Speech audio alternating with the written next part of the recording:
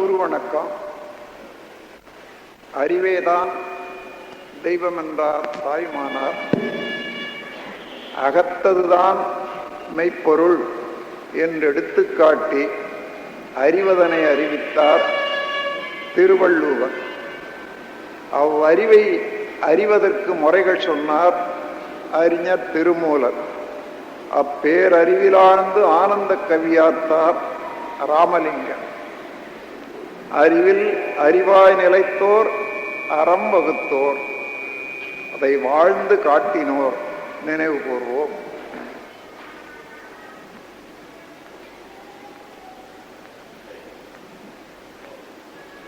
ஆன்மீக உண்மைகளை அறிந்து கொள்ள வேண்டும். அந்த நல்ல நெறியிலே வாழ்வை நடத்த வேண்டும் என்ற பேரார்வத்தோடு இங்கு குழுமியிருக்கும் அறிஞர் பெருமக்களே, தாய்மார்களே, அருட்செல்வர்கள், தபச்செல்வர்கள், அருள்நிதியர்கள், ஆசிரியர்கள், பேராசிரியர்கள், உங்கள் அனைவருக்கும் எனது உளங்கனிந்த வாழ்த்துக்களை தெரிவித்துக் கொள்ளுகிறேன்.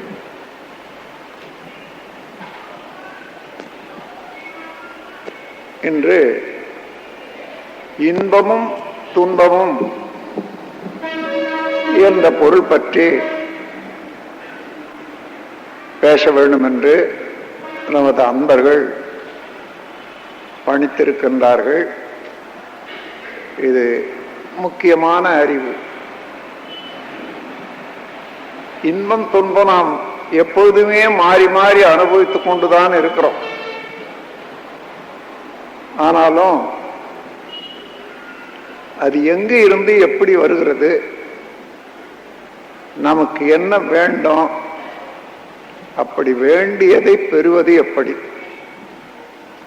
என்ற செயல்முறைகள்ல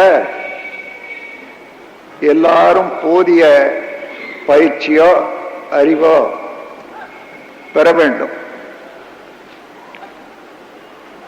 அத்தகைய சிந்தனையை தூண்டிவிடுவதற்காகவே நமது அன்பர்கள்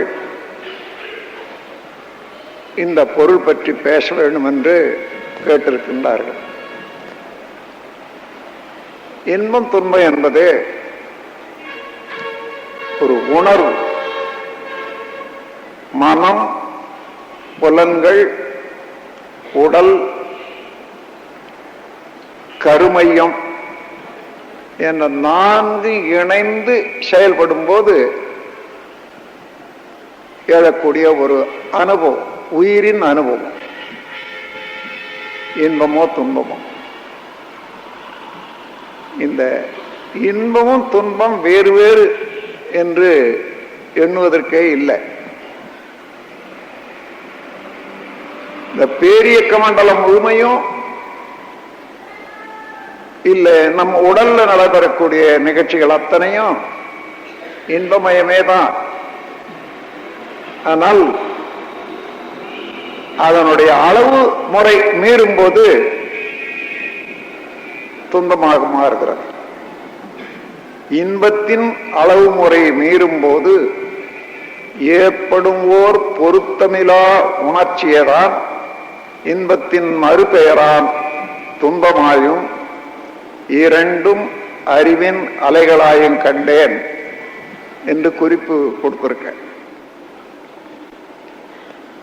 நல்ல புழுக்கமா இருக்கிறது துன்பம். உடனே இளங்காற்று வீசுகிறது. அந்த துன்பம் குறைகிறது, அது இன்பமாக இருக்கிறது. அதே காற்று மேலும் வீசுகிறது, குளிர் எடுக்கிறது, துன்பம் வந்து விடுகிறது. இப்ப காற்றடிக்கிறது இன்பமா துன்பமா?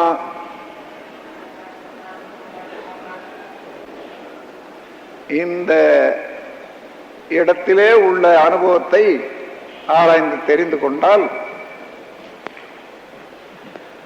இன்பமாகவே வாழலாம்.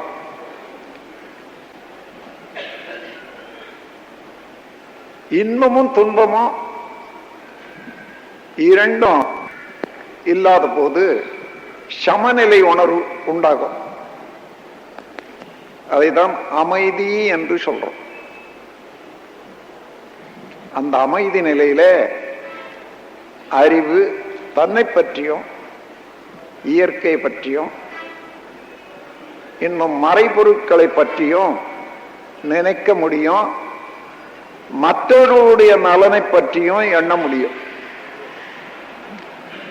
இன்பம் துன்பம் இந்த இரண்டு உணர்ச்சிகள்ல இருக்கிற போது அதிலேயே தான் ஆழ்ந்துவிடும். என்றாலும் எல்லாரும் காலையிலிருந்து மாலை வரைக்கும் மாற்றி மாற்றி இன்பத்தை துன்பத்தை அனுபவித்துக் கொண்டே தான் வர்றோம். எல்லாருக்கும் ஒரு ஆசை மாத்திரம் எப்பொழுதும் அப்படியே நிக்குது. நான் இன்பத்திலேயே இருக்கணும், இன்பமே இருக்கணும். சரி, இன்பமாகவே இருக்குதுன்னு வச்சுங்க. இன்னும் வேண்டும், இது இன்னும் வேண்டும், இன்னும் வேண்டும்னு போறது எங்க போறது? எங்க போனா துன்பம் உண்டாகுமோ அது வரைக்கும் போறது. இந்த வாழ்க்கையில மனிதனுக்கு பொருள், புலனின்பம், புகழ், அதிகாரம் என்று 4 ஆசைகள் தான். எல்லா ஆசையும் திருப்பி திருப்பி பார்த்தீங்கன்னா ஆசை இந்த 4 விதத்துல தான் இருக்கும். பொருட்கள், வாழ்வதற்கு பொருட்கள் வேண்டும். ஏன்னா இயற்கை தேவைகளை முடித்துக் கொள்றதுக்கு பொருள் இல்லாத முடியாது. அதோட 5 புலன்கள் இருப்பதனால நம்முடைய ஜீவகாந்த சக்தி அவ்வப்போது சார்ஜ், அதாவது பெருக்கம் உண்டாகிக்கொண்டே இருக்கிறது. அந்த ஈர்ப்பு அதிகமாக இருக்கிற போது அது உடலை விட்டு வெளியேற வேண்டிய விரைவு இயற்கை. அந்த வெளியேற வேண்டும் என்ற விரைவு இருக்கிற போது அதை வெளியேற்றினால் இன்பம் தான். ஆனால் எந்த அளவுக்கு வெளியேற்றினா இன்பம்? சர்ப்ளஸ், மிகுதியாக இருக்கிறத மாத்திரம் வெளியேற்றினா இன்பம். ஆனா உடலுக்கு தேவையானதையும் வெளியேற்றி விட்டா துன்பம் உண்டாகுது. இப்போ இந்த உண்மைய இன்பம் துன்பம் என்ற ஒரு உணர்வு எப்படி உண்டாகிறது என்றதை உணர்ந்து கொண்டா, நம்ம ஆசை இருக்குதே, இன்பமே வேண்டும், பொருள் வேண்டும், புகழ் வேண்டும், புலனின்பம் வேண்டும், அதிகாரம் வேண்டும். இந்த புகழும் அதிகாரமும் ஒரு மயக்கம்தானே தவிர வேறொன்றும் இல்லை. நான் அதை எடுத்து சொன்னா உங்களுக்கு எல்லாம் நல்லா விளங்கிடும். நான் ஒரு சன்னியாசி இல்லை, உங்களுக்கு அப்படி இப்படின்னு ஏதோ வார்த்தை ஜாலத்தை காட்டி விட்டு போறதுக்கு வரல. உங்களோடு ஒரு குடும்பத்தவனாக இணைந்து வாழ்க்கையில அனுபவமாக வாழக்கூடிய ஒரு காலத்துல கண்ட ஒரு தெளிவை உங்களோட பகிர்ந்து கொள்வதற்கு, நீங்களும் நான் கண்ட தெளிவை உணர்ந்து கொண்டு பலனடைகிறதுக்கு ஒரு சிறு கூட்டம் தான் இது. அப்போ உண்மையை உணர்ந்து கொண்டோமானால் அதான் தத்துவ ஞானம். அதுல உணர்ந்து கொண்ட பிறகு நல்லது மாத்திரம் செய்து வந்தா அது புண்ணியம், தீமையும் தொடர்ந்து செய்து கொண்டே வருவோமானால் பாவம். ஆகையினால உண்மையை உணரணும், நன்மையை செய்யணும் அல்லது விடணும். இந்த 3 அடிப்படை நோக்கத்தோடு நாம் வாழ்ந்தோமானா நமக்கு எல்லாமே இருக்குது என்று தெரியும், தேட வேண்டியதே இல்லை. இன்னும் வேண்டும் என்றது இருக்காது. அப்போ பொருள் வேணும், உடல் இயக்கத்துக்கு உணவு வேண்டும், இன்னும் மற்ற உறைவிடம் வேண்டும், எல்லாம் வேண்டும். எவ்வளவு வேண்டும்? இந்த உடல் உயிர் இந்த 2 இந்த இயக்கத்தை தொடர்ந்து நடத்துவதற்கு வேண்டியது தான் வேணும். அப்போ ஒரு நாளைக்கு எவ்வளவு வேணும்? எவ்வளவு வேண்டும். அப்போ ஆயுள் பரியந்தம் எவ்வளவு வேண்டும்? சரி, அவ்வளவு வேண்டும். அது வரைக்கும் வந்துடுதுன்னு வச்சுங்க. அப்போ வாயில் நிக்கணுமே. இன்னைக்கு உங்களுக்கு ஏதோ ஒரு வகையில பொருள் சேர்ந்து போச்சு. அந்த பொருளுடைய அளவு கணக்கிட்டு பார்க்குறீங்க. உங்களுக்கு, உங்கள் குழந்தைகளுக்கு, குடும்பத்துக்கு ஒரு 50 வருடத்துக்கு போதும் என்று வச்சுக்கொள்ளுங்க. இந்த 50 ஆண்டுகளுக்கு இது போதுமான பொருள் இருக்குதுன்னு சொன்னா அங்க நிக்கணுமே இல்லையோ? போதும். என்றைக்காயிலும் அந்த போதும் என்ற எண்ணம் வறுமையானால் அதான் தத்துவ ஞானம். அதே போல புலனின்பம், கண்களால காணக்கூடிய காட்சிகள், இந்த பிரபஞ்சம் முழுவதிலும் ஆயிரக்கணக்கான இன்பங்கள் நிறைந்து உள்ளன. கண்காது மூக்கு ஸ்பரிசம் இவைகள் எல்லாம் தொட்டு அனுபவிப்பதற்கு. ஆனா எவ்வளவு அனுபவிக்கிறதுக்கு நம்முடைய புலன்களுக்கு சக்தி இருக்குது பாருங்க. பாதம் அல்வா அதிக இனிமையாக இருக்கிறது என்று எல்லாருக்கும் தெரியும். ஆனாலும் ஒரு சிலர் ஏதோ சாப்பிட்டா சக்கரை வியாதி ஜாஸ்தி ஆகும்னுட்டு சாப்பிடாத இருக்கலாம். ஆனாலும் சுவையில அவர்களும் மாற்று சொல்ல முடியாது. பாதம் அல்வா நல்லா இருக்கு. ஒரு அன்பர் ஒரு பிளேட்டு பாதம் அல்வா கொடுக்கிறார், சாப்பிட்றீங்க. இன்னொரு பிளேட்டு கொடுக்குறார், நீங்க நல்ல சாப்பிடுங்க என்னுடைய நண்பர்ன்றதுக்கு. அதை சாப்பிட்றீங்க. மூன்றாவது இன்னொரு பிளேட்டு சாப்பிடுங்கன்றாரு. ஐயோ, இது வரைக்குமே எனக்கு திகட்டி போட்டுங்க, எனக்கு வேண்டான்றீங்க. வற்புறுத்தி கொடுக்கிற போது முடியல, நாக்கு எரியுது, மனம் ஏற்றுக்கொள்ளலை. பாதம் அல்வாவில் சுவை ஜாஸ்தியா இருந்தா அப்போ மூன்றாவது பிளேட்ல 3 அளவுக்கு இன்பம் இருக்கணுமே. ஏன் அந்த வெறுப்பு உண்டாகுது? இங்கேதான் நம்முடைய அறிவு செயல்படும். இது வரைக்கும் புலன் உணர்ச்சியிலேயே அறிவு நிற்குது. ஏனென்றால் இந்த உடல்ல ஒரு பொருளை அனுபவிக்கணும்னு சொன்னா எந்த பொருளோட தொடர்பு கொள்றோமோ புலன்கள் மூலமாக,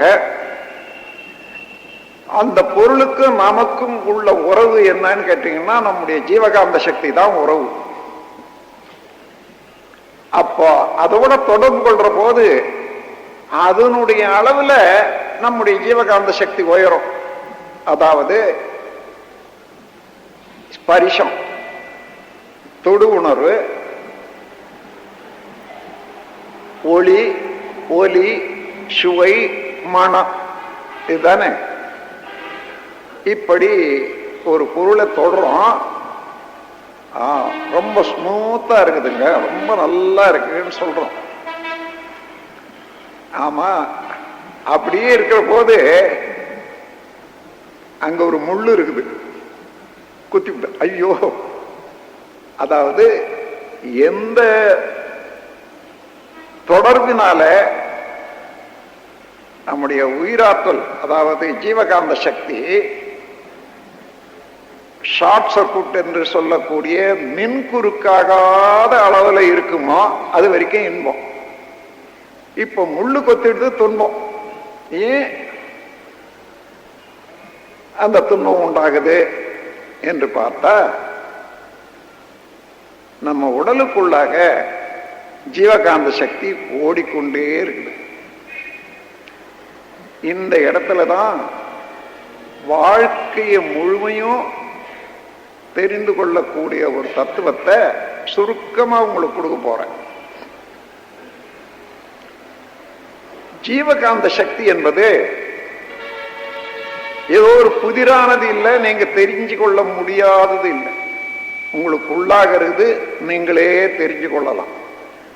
இந்த கையை ரெண்டு கையும் இப்படி வச்சு இப்படி பாருங்க, ஒரு கையை இழுக்கும்,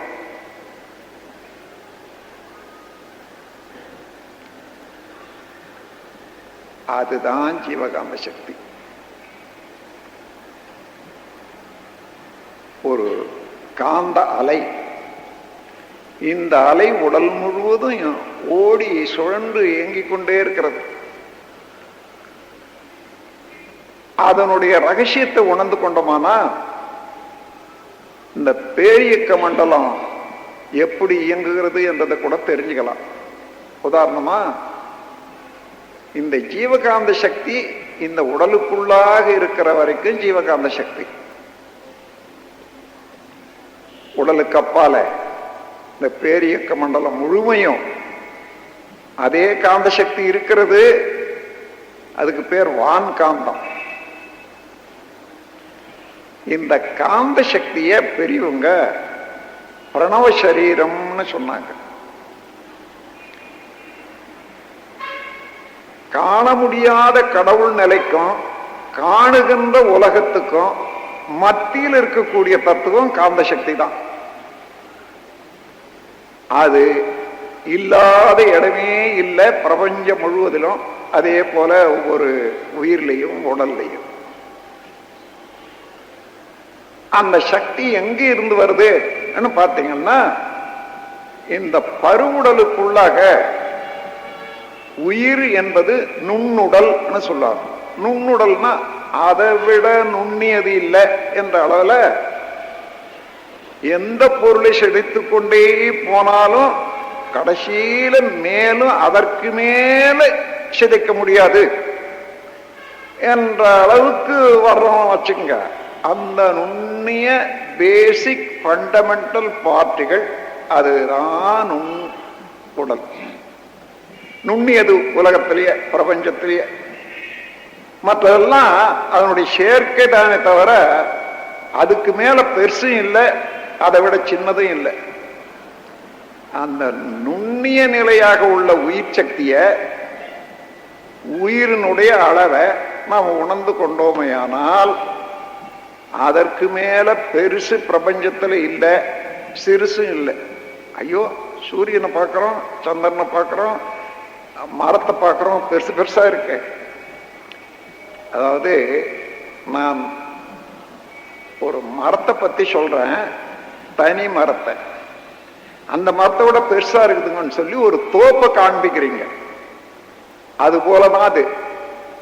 மற்ற எல்லாமே அதை விட பெருசா இருக்குதுன்னா அந்த நுண்ணிய துகள், விண் என்று தமிழ்லையும் ஆகாசம் என்று சமஸ்கிருதத்திலையும் எனர்ஜி பார்ட்டிகள் என்று ஆங்கிலத்திலையும் சொல்லக்கூடியதுதான் நுண்ணிய நிலை. அதான் உயிர் சக்தி.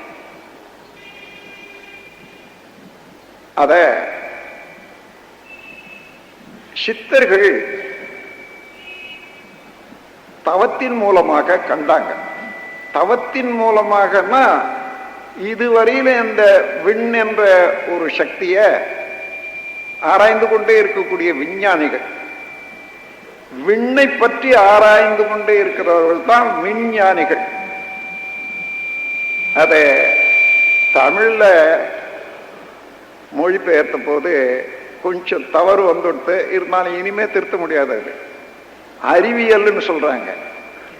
அறிவு பற்றி அறிய ஞானம்தான் அறிவியலை தவிர. இது விண்ணை பற்றி அறிவது விஞ்ஞானம் தான், நுண்ணறிவு. அப்போ அத இப்ப நம்ம மனத்தால பெரும் பொருளை பார்க்கிறோம். அந்த அளவுக்கு ஒரு வடிவம் எடுக்கிறது, குணமாக மாறுறது என்றது ஒரு இயல்பு. ஆனா அதில் இருக்கக்கூடிய நுண்ணிய நிலையை அறிவதற்கு எவ்வளவு மனசு கொடுங்கணும். அந்த நுண்ணிய நிலை எங்க இருக்குதுன்னு பார்க்கறது, எங்க தனித்து இருக்கிறது என்று காண முடியும். உடலுக்குள்ளாக உயிரா இருக்கிறது தான் நுண்ணிய நிலையில தனியா பார்க்க முடியும். அதற்கு புலன்கள் மூலமாக விரிகிற அறிவை உள்ளடக்கி பார்த்தா தான் தெரியும். இப்போ இந்த சபையிலேயே பாதி பேருக்கு மேல இந்த குண்டலினி யோகம் பெற்றவர்கள் என்பது எனக்கு தெரியும். நீங்க இங்க தியானத்துல இருந்து கவனிக்கிறீங்க, என்ன காண்றீங்க? ஏதோ ஒரு லேசா ஒரு குறுகுறுன்னு ஒரு உணர்வு. என்னது அது? அதுதான் உயிராற்றல். இந்த உடல் முழுவதும் ஓடிக்கொண்டே இருந்தாலும் ஒரு இடத்துல நிலைத்த மனம் நிலைத்து உணர்ற போது அந்த இடத்துல அதை கவனிக்க முடியும். அதனுடைய அளவு பருமன் எவ்வளவு என்றத விஞ்ஞானிகளால இன்னும் கண்டுபிடிக்க முடியவில்லை. எத்தனையோ கோடி பெருக்காடி கண்டுபிடிச்ச போதிலும் கூட பல கோடி அளவுக்கு அதை பெருக்கி பார்க்கணும் என்ற எண்ணத்தோட செய்து கூட இன்னும் விஞ்ஞானிகளால கண்டுபிடிக்க முடியல. அத்தகைய ஒரு புதிர் போன்றதுதான் உயிர் சக்தி. ஆனா மனித அகத்தவத்தின் மூலமாக உணர முடியும். அதை உணர்ந்தவர்கள் எவ்வளவு வால்யூம், அதனுடைய பருமன் இருக்கிறது என்று சொல்றாங்க பாருங்க. ஒரு பசுவனுடைய ரோமத்தை ஒன்று எடுத்து அது கனம் எவ்வளவு இருக்கோ அந்த அளவுக்கு நீளம் வச்சு வெட்டி ஒரு துண்டு எடுத்துக்கொள்ளுங்க. இது மனசுக்கு எட்டுது. அந்த துண்டை 1,00,000 கூறு போடுங்க. அந்த இடத்துல தான் அந்த 1,00,000 கூறு எவ்வளவு இருக்குன்னு நினைக்கிறதுக்கு மனம் முடியல. காரணம் அந்த அளவு நுணுகி சிற்றல்லையாக அடைந்த அனுபவம் இல்லாததுனால அங்கே திணறணும். ஆனா தவத்துல இருந்து இருந்து அதை உணர்ந்தவர்கள் அந்த பழக்கத்தினால அங்க நுணுகி நிற்க முடியும், அறிந்தாங்க. அதன் பிறகு அந்த 1,00,000 கூறுல ஒரு கூறு எடுத்துக்கொண்டு மீண்டும் 1,00,000 கூறு போட்டீங்கன்னா எந்த அளவு பருமன் இருக்குமோ அதுதான் உயிரினுடைய அளவு என்பது தெளிவாக யோகியர்கள் கொடுத்திருக்காங்க. அதை நினைக்கிறது கூட முடியாது சாதாரணமா. ஆனா அனுபவத்துல முடியுது. ஒன்றுமே வேற ஒண்ணும் இல்லை. இப்ப நான் காண்பிச்சினேன், அதே போல கைய நீங்க கொஞ்ச நேரம் வச்சு வச்சு இப்படி பார்த்தீங்கன்னா உயிர் சக்தி வெளியேற போது அதனுடைய உரைச்சலும் தெரியும். அந்த உயிர் சக்தியில எழுந்திருக்கக்கூடிய காந்த சக்தி அலையாக மாறுறதுல அழுத்தமா ஒளியா ஒலியா சுவையா மனமாக மாறி மனமாக இயங்குகிறத அந்த மன அலை அந்த உயிர் அலைய தெரிஞ்சு கொள்ளுது. இப்ப அங்க 2 ஆற்றல்கள், பெரிய புதிர் இல்லை, நேரடியா பார்க்கலாம் நாம். அத்தகைய உயிராற்றல் கோடிக்கணக்கில் நம்ம உடல்ல இயங்கி கொண்டிருக்கிறது. இதை ஏன் விஞ்ஞானிகள் இன்னும் உணர முடியல என்றால், அது நுண்மை என்பது ஒன்று, அதனுடைய விரைவு சொல்ல முடியாத அளவுக்கு விரைவு, கணிக்க முடியாது. அந்த அளவுக்கு தன்னைத்தானே விரைவாக சுற்றி கொண்டு இருப்பதனால இந்த ஃபேன் கூட அதிக வேகமாக சுத்தினா ஏலை தெரியறது இல்லை. அதுபோல அந்த விரைவுனால அவனுடைய இருப்பு தெரியறது இல்லை. மூன்றாவது, அது நிலைக்கிறது இல்லை ஒரு இடத்துல. அணுக்கள் கூட்டுல இருந்தாலும் அதனுடைய விரைவுனால அந்த அணுவிலேயே அதுல இருக்கக்கூடிய வேகம் வேற. அந்த விரைவு தனியாக அது ஓடி அதை கண்டுபிடிக்க முடியவில்லை.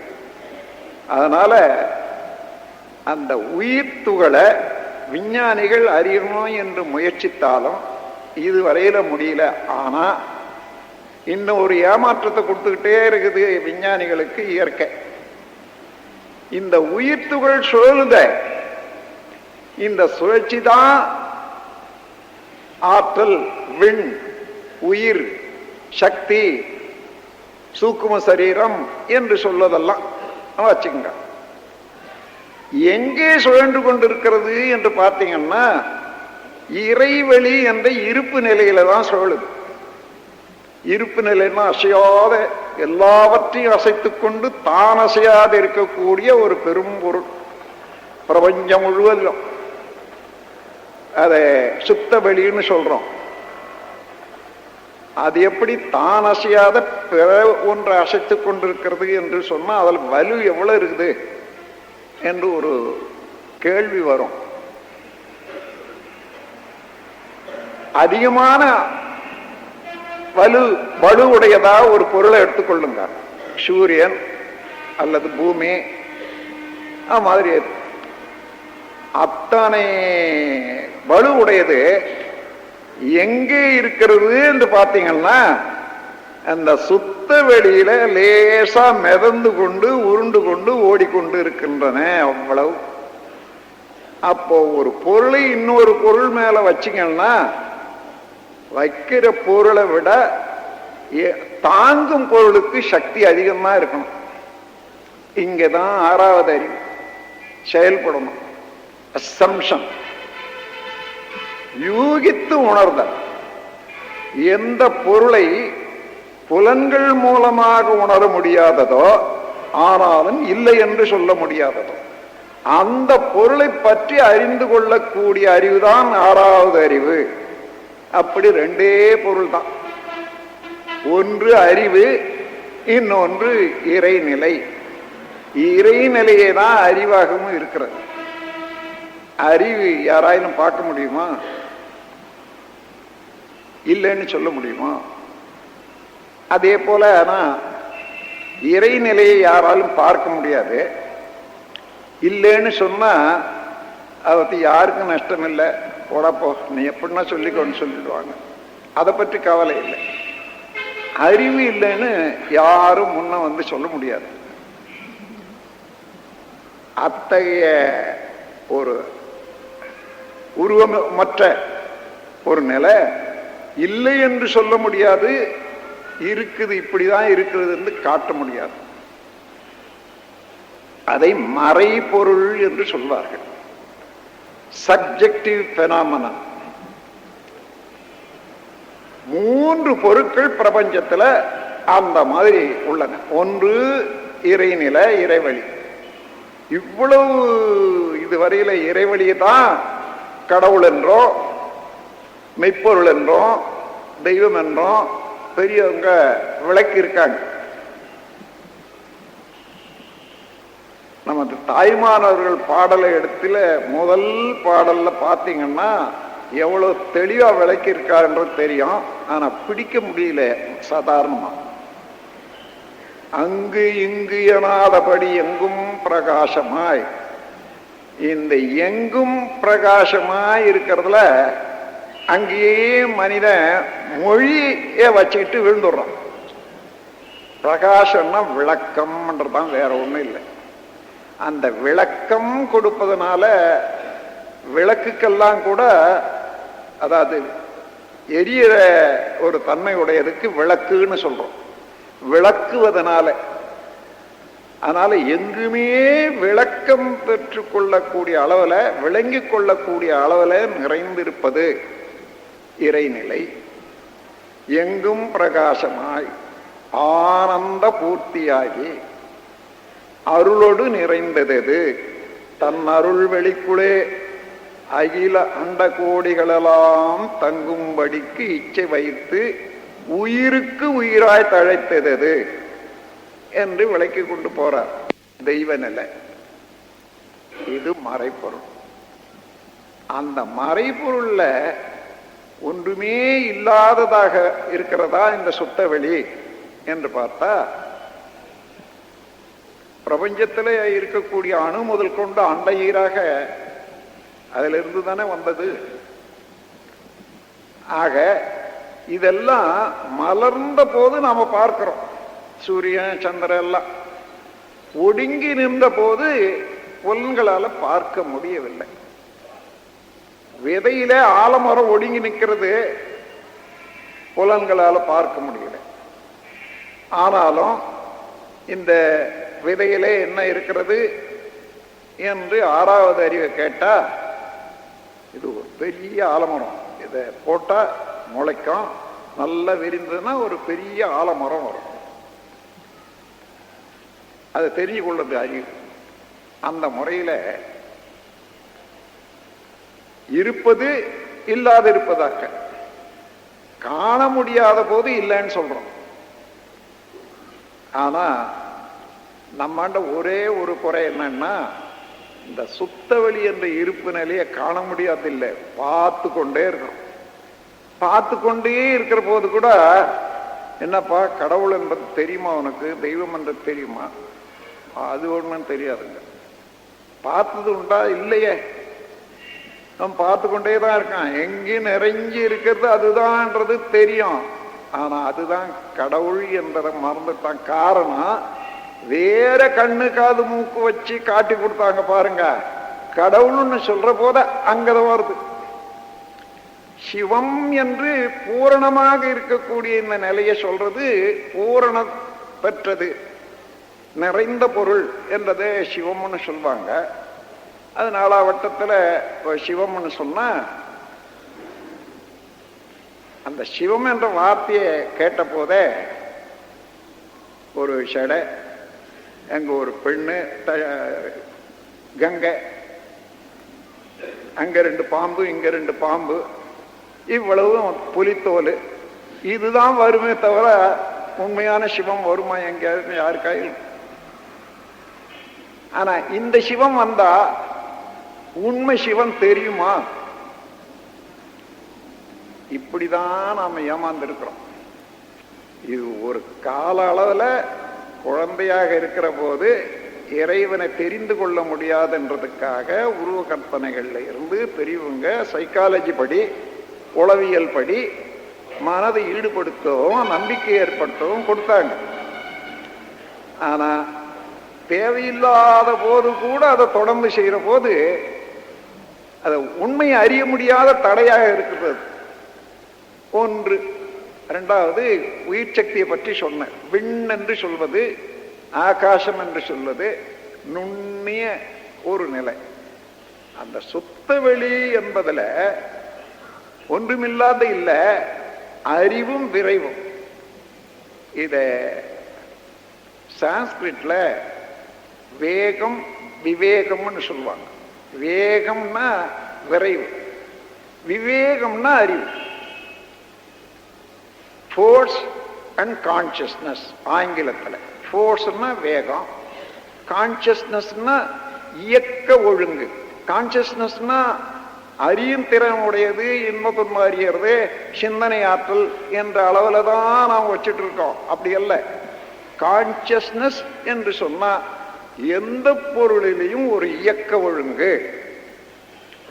அந்த இயக்க ஒழுங்கும் இயக்க ஆற்றலும் உள்ளடங்கி இருக்கிற போது அதை தான் சிவம் என்று சுத்த வெளின்னு சொல்றோம். புலன்களுக்கு எட்டல அது விதையில மரம் இருக்கிற மாதிரி. அதுக்கப்புறம் பூரித்து வர்ற போது நல்லா தெரியுது. இதுக்கு உதாரணம் என்ன? எப்படி ஒடுங்கி இருக்கும், எப்படி பூரித்து இருக்கும் என்று நீங்களே நமக்குள்ளாக நடக்கக்கூடிய விந்தையை பார்க்கலாம். 3 வயது முதல் கொண்டு இன்று வரையில உங்களுக்கு வாழ்க்கையெல்லாம் கொஞ்சம் சிந்திச்சு பாருங்க. அத்தனையும் ஒன்று ஒன்றாக காண முடியுது, நினைக்க முடியுது, கொஞ்சம் கூட தவறில்லாத. இப்படி எல்லாம் பார்க்கிறீங்களே, என்னைக்காலும் ஒரு கேள்வி கேட்டீங்களா இது எங்க இருக்குதுன்னுட்டு? கேட்கல. அவ்வளவும் இருக்குது. இந்த நிகழ்ச்சி எப்படி உண்டாகுது? இப்போ ஒரு காரு அங்க நிறுத்தியிருக்காங்க, பாக்குறீங்க. அது நீளம் 8 அடி, உயரம் 4 அடி. இந்த 8 அடி 4 அடி கண்ணில் பிரதிபலிக்குது. நீங்க பார்க்கிற போது இன்னொரு அன்பரை விட்டு என் கண்ணில் கார் தெரியுதா பாருங்க கேட்டு பாருங்க. நீங்க பார்க்கிற போது தெரியுதுங்க. எவ்வளவு இருக்குது? கொசு அளவு இருக்குதுங்க. அதுக்கு மேல தெரியாது. அங்க காரு 8 அடிக்கு 4 அடி, அதுவே இங்க சுருங்கி கொசு அளவில் இருக்கு. இதே ஆங்கிள், அதே கோணத்துல இன்னும் உள்ள போற போது, பிரெயின் செல்ஸுக்கு போற போது அது புள்ளி ஆயிட்டு. இப்போ நான் பேசிக்கொண்டிருக்கிற இதை டேப்ல பதிகிறாங்க. இது வரைக்கும் தான் இந்த சத்தம். இந்த அதுக்கு பின்னால அந்த ஒயர்ல போற போது சத்தமா போகுது இல்லை, அந்த அலை. ஆனா அந்த அலை அந்த டேப்ல போடுற போது புள்ளி வடிவமாக விரைவாக ஓடிக்கொண்டே இருக்கிறத புள்ளி புள்ளி புள்ளி புள்ளி ஆயிக்கிறது. புள்ளி தான் நிக்குது அங்க. Pressure of dots. எடுத்து பார்த்தா நான் பேசுறது தெரியுமா? தெரியாது. மீண்டும் அதே போல ஒரு டேப் ரெக்கார்டர்ல போட்டு அதுக்கு ஊக்கம், மின்சாரத்தின் மூலமாக கொஞ்சம் ஊக்கம் கொடுத்தோமானா அப்போ இதே சத்தமா ஒடுங்கி நிக்குது, மீண்டும் விழுது. அதே போல இந்த கார் கண்ணுல போற போது ஒரு சிறிய அளவுல ஒடுங்கி நிக்குது, மூளைக்கு போற போது புள்ளி வடிவமாகவே மாறுது. இந்த பேரியக்க மண்டலத்துல ஒரு அதிசயமான அற்புதமான ஒரு யந்திரம் இருக்கிறது என்று சொன்னா மனித மூளை தான். அத்தனை ஆற்றல் அடங்கி உள்ளது மனித மூளை. அது என்ன செய்து இந்த புள்ளியாக இருக்கக்கூடியதெல்லாம் அலையாக்கி கலக்க விட்டுது. உடனே நம்ம உடலுக்குள்ளாக ஒரு பிரபஞ்ச பொக்கிஷம், நிதின்னு சொல்லலாம், அது மூலாதாரம் என்ற இடத்துல இருக்கிறது. அதை கருமையம் என்றும் ஆங்கிலத்தில் ஜெனட்டிக் சென்டர் என்று சொல்வார்கள். உடனே அது இழுத்துக்குது. இந்த புலன்கள் மூலமாக நாம் செய்யக்கூடிய உணரக்கூடிய எல்லா புலனளவில் அழுத்தமா ஒளியா சுவையா மனமாக இருந்தாலும் அது மூளைக்கு வர்ற போது புள்ளியாக மாறி அந்த மூளை அலையாக மாத்துற போதே கருமையம் இழுத்து சுருக்கி இருப்பாக வச்சு. இது எவ்வளவு காலம், அது எவ்வளவு வைக்கும்னு சொல்ல முடியாத அளவுக்கு சுருக்கி வச்சிட்ட பிறகு இந்த எந்த மன அலையில இந்த காரு நீங்க பாத்தீங்களா, அந்த மன அலை அட்ஜஸ்ட் பண்ணி வரும்போது நமக்கு இல்லை யாரோ சொல்றாங்க ஒரு காரை பற்றி, ஓஹோ நான் கூட நேற்று ஒரு காரை பார்த்தேன்னு அந்த தொடர்புல வரலாம். அது நான் எந்த கார் பார்த்தேன் என்ன பார்த்தேன்னு நினைச்சாலும் அந்த அலை மென்டல் ஃப்ரீக்வன்சி அட்ஜஸ்ட் ஆகும், அல்லது வேற எந்த காரணத்தினாலையும். அப்படி வர்ற போது அந்த அளவுக்கு மன அலை வர்ற போது அங்க சுருங்கி இருப்பு வச்சிருக்கு பாருங்க அந்த அலை, அத பிரெயின் செல்ஸ் மீண்டும் அங்க கொண்டு போய் சுருக்கி விட்டுத. இப்ப விரித்து காட்டுது. எப்படி? ஒரு கார், அதே கார் தான் இந்த கார் முன்னே பிரெயின் செல்ல படுற போது அதை சுருக்கி அலையாக்கி அனுப்பிச்சுட்டு மீண்டும் அதே அலைய இப்போ மேக்னிஃபை பண்ணி, அதாவது விரித்து காட்டி செய்வதுதான் எண்ணங்கள். எண்ணம்னா என்ன? அதே காட்சி, அதே பொருள், அதே தன்மையை தான் நீங்க பாக்குறீங்க. ஏன்? எதை எப்படி எப்படி பார்த்தோமோ அதே அளவில் அலையாயிடுது. அது உருவமாக இருக்குது, இங்க அருவமாச்சு. இந்த இடத்துல இந்த கருமையும் எல்லாவற்றையும் ஈர்த்து உள்ள அடக்கமாகி வச்சிருக்கோன்றமே, அதுக்கு ஓமை கூறணும்னா இந்த காலத்துல கம்ப்யூட்டர் சிப்னு சொல்லுங்க. இந்த கம்ப்யூட்டர் இருக்குத, எத்தனை கோடி பதிவுகளை வச்சாலும் உள்ள சுருக்கி அப்படியே பதிவு வைக்கும்.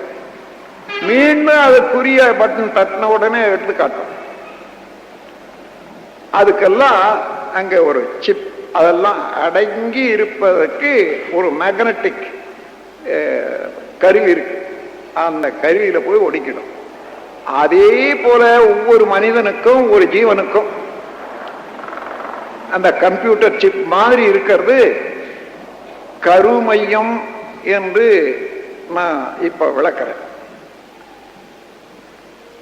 செக்சுவல் வைட்டல் ஃப்ளூயிட் உடலுக்கு, அதாவது இந்த உடலுக்கு மூலமான வித்து குழம்பு செக்சுவல் வைட்டல் ஃப்ளூயிட் ஒண்ணு. உயிராற்றல் உடல் முழுவதும் ஓடிக்கொண்டிருக்கிற அதனுடைய திணிவு பெற்றது. அதுதான் சூக்கும சரீரம்னு சொல்லுவோம். உயிராற்றலை ஆஸ்ட்ரல் பாடி என்று சொல்வார்கள். அதனுடைய சுருக்கிய ஒரு ஒரு இயக்கம் அதில் சேர்ந்து போகுது. மூன்றாவது, இந்த உயிராற்றல் என்பது வேகமாக விரைவாக சுழன்று கொண்டே இருப்பதனால எங்கே சுழலுது என்று பாருங்க. சுத்த வெளி என்று இருப்பு நிலையில தானே சுழலுது. இந்த சுழற்சி, அது இருப்பு. இந்த இரண்டுக்கு இடையிலேயே ஒரு ஃப்ரிக்ஷன், ஒரு உரசல். இந்த உரசல்ல இருந்து இன்னொரு அலை வருது. அந்த அலைதான் ஷேடோ வேவ் பார்ட்டிகள் என்னன்னு என்னுடைய தத்துவத்தில் எழுதிட்டு வர. அதாவது இந்த அசல் பார்ட்டிகள் இருக்குது, எனர்ஜி பார்ட்டிகள், அது ஒன்னோட ஒண்ணு இணைந்தனா உருவத்தை ஏற்படுத்தும், ஸ்ட்ரக்சரல் வேல்யூ உண்டாகும். ஆனா இது அப்படி இல்லை. இது உருவத்தை ஏற்படாது. எத்தனை கோடி ஒன்னோட ஒண்ணு சேர்ந்தாலும் அருவமாவும் இருக்கும். ஆனா இன்டென்சிட்டி ஜாஸ்தி ஆகும். அதுதான் காந்த சக்தியாக பேரியக்க மண்டலம் முழுமையும் இருப்பதும், நம்ம உடலுக்குள்ளாக ஜீவகாந்த சக்தியாக இருப்பதும். அதாவது இறைநிலை என்பது சுத்தவெளி, அதனுடைய நுண்ணிய பகுதி பிரிந்து இயங்குவது விண் அல்லது எனர்ஜி பார்ட்டிகள்.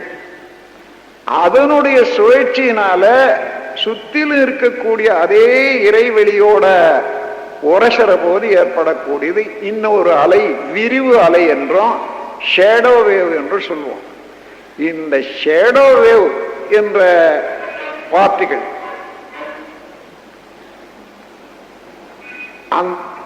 இந்த அணுக்கூட்டத்துக்கு இடையில அதனுடைய இன்டென்சிட்டிக்கு தகுந்தவாறு, அழுத்தத்துக்கு தகுந்தவாறு அழுத்தமா, ஒளியா, ஒலியா, சுவையா, மனமா, மனமாக மாறி செயல்படுது 6 வகையில. அதுதான் ஜீவகாந்த சக்தி, வான்காந்த சக்தி. உடலுக்குள்ள ஜீவகாந்தம், உடலுக்கு அப்பால வான்காந்தம். இந்த வான்காந்தத்தினுடைய என்னன்னா 2 சக்தி அதுல ஒன்னா சேர்ந்தது. இறைவெளி, இறைநிலை, இருப்பு நிலையும் இருக்குது, அது இயக்க அலையும் இருக்குது. இது இரண்டும் பிரிக்க முடியாத இன்செப்பரபிள். அந்த ஆற்றலைத்தான் நமது பெரியோர்கள் பிரணவ சரீரம்னு சொன்னாங்க. இன்னொரு பேர் அர்த்தநாரின்னு சொன்னாங்க. அதே ஆற்றல் எப்படி என்னென்ன செய்துன்னுட்டு உங்களுக்கு ஒரு நேரடியாக உதாரணம் தர்றேன். சூரியன் இருக்கிறது அது பூமியை விட 19 லட்சம் மடங்கு உருவத்தில் பெரியது என்றது விஞ்ஞானிகள் கணக்கிட்டு இருக்காங்க. அதனுடைய வால்யூம் அதற்கும் இந்த பூமி என்ற நில உலகத்துக்கும் எவ்வளவு தொலைவு இருக்கிறது என்று சொன்னா 9 கோடி மைல், 90 மில்லியன் மைல்ஸ். இந்த 9 கோடி மைல் தூரத்தில் இருக்குது. சூரியனும் ஓடிக்கொண்டிருது, பூமியும் ஓடிக்கொண்டிருது. ஆனா இந்த 9 கோடி மைல் மாத்திரம் அப்படியே மெயின்டைன் பண்ணுது. எப்படி என்று பாருங்க. சூரியன்ல எத்தனை கோடி விண்துகள்கள் இருக்கின்றன, அதாவது எனர்ஜி பார்ட்டிகள். பூமியில எத்தனை இருக்கின்றன. இந்த இரண்டும் சேர்ந்து அந்த சுழல் அலையிலிருந்து வரக்கூடிய விரிவலை ஒன்றை ஒன்று தள்ளி நிறுத்துது பாருங்க. இந்த இரண்டு வேகமும் சேர்ந்த கணக்கு எடுத்து பார்த்தீங்கன்னா அதுதான் 9 கோடி மைல் தூரத்துல இந்த ரெண்டையும் நிற்க வைக்குது. அதாவது இதுல இருக்கக்கூடிய அலையும் அதை இருக்கக்கூடிய அலையும் மோதி அதுக்கு மேல கிட்ட நெருங்க முடியவில்லை. ஆனா இந்த இரண்டுக்கு அப்பால இறைவெளி என்பது, சுத்தவெளி என்பது, அதாவது இதில் இருக்கக்கூடிய அலையும் அதை இருக்கக்கூடிய அலையும் மோதி அதுக்கு மேல கிட்ட நெருங்க முடியவில்லை. ஆனா இந்த இரண்டுக்கு அப்பால இறைவெளி என்பது, சுத்தவெளி என்பது எல்லா பொருளையும் அழுத்தி கொண்டே இருப்பதனால அதை விட விலகவும் முடியறதில்லை. 90 கோடியிலிருந்து 9 கோடியிலிருந்து விலகவும் முடியறதில்லை, நெருங்கவும் முடியறதில்லை. அப்ப சூரியனை உலகம் சுத்தி கொண்டு வருது. அப்போ அதனுடைய வேகம் என்ன, எந்த அளவுல சுத்தி வருதுன்னு பாருங்க.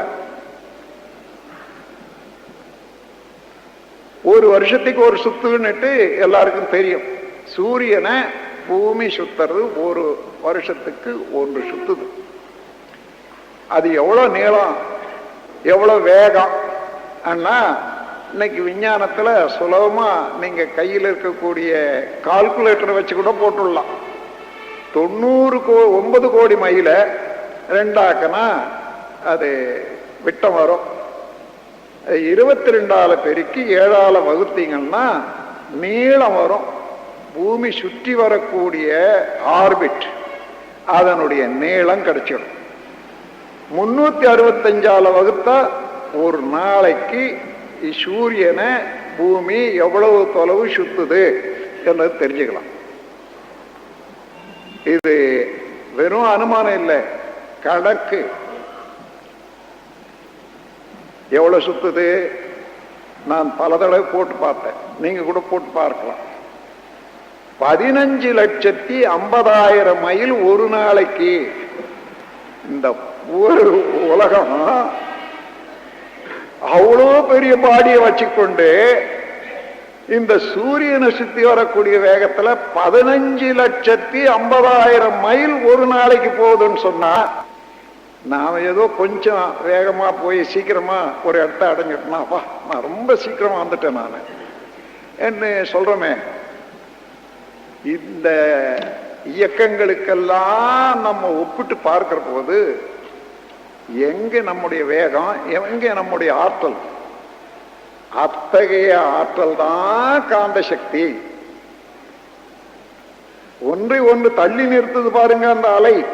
அந்த அலைதான் விண்ணில இருந்து பிறக்கக்கூடிய அலைதான், அது வேற ஒண்ணும் இல்லை. அதே அலைதான் பேரியக்க மண்டலம் முழுவதும் நிறைந்து நின்று ஒவ்வொரு அண்டத்தையும் ஒரு அளவு தொலைவில் நிறுத்தி மற்றதை சுற்றி வந்துகிட்டே இருக்கு. அப்படி கோடி கோடி கோடி கணக்கான இவ்வளவையும் தாங்கி கொண்டு இருக்கிறது எது என்று பார்த்தா சுத்த வழி ஒண்ணுமே இல்லைன்னு நாம் நினைக்கிறோமே, அதேதான்.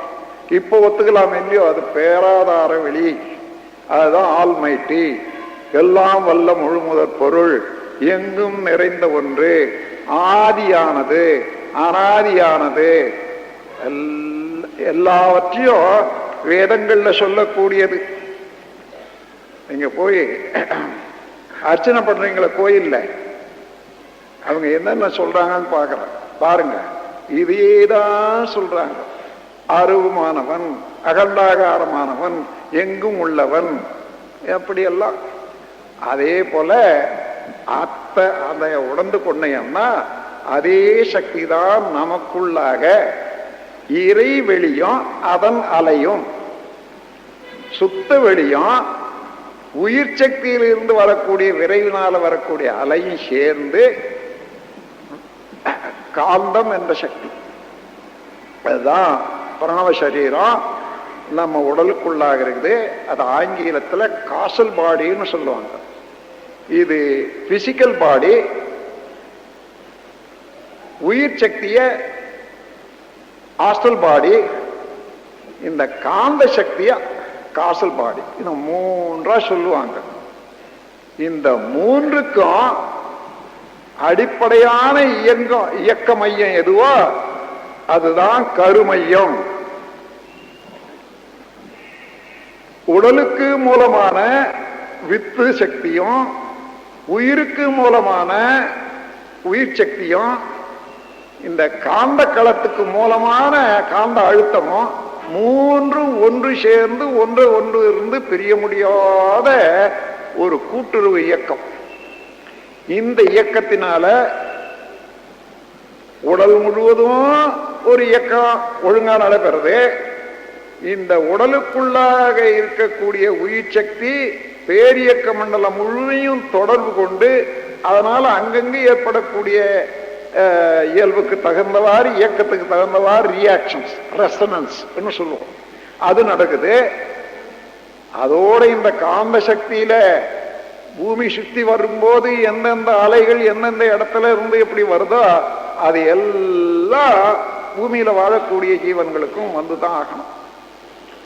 அப்போ நம்முடைய உடல்ல இருக்கக்கூடிய காந்த சக்தியானது, ஜீவகாந்த சக்தியானது அழுத்தமாக, ஒளியாக, ஒலியாக, சுவையாக, மனமாக மாறி செயல்பட்டுட்டே இருக்குது. இததான் 6 நிகழ்ச்சிகள் என்று ஆறுமுகம் என்று வச்சாங்க அந்த காலத்துல. சிவனும் சக்தியும் சேர்ந்து பிறந்த பிள்ளைக்கு 6 முகம்.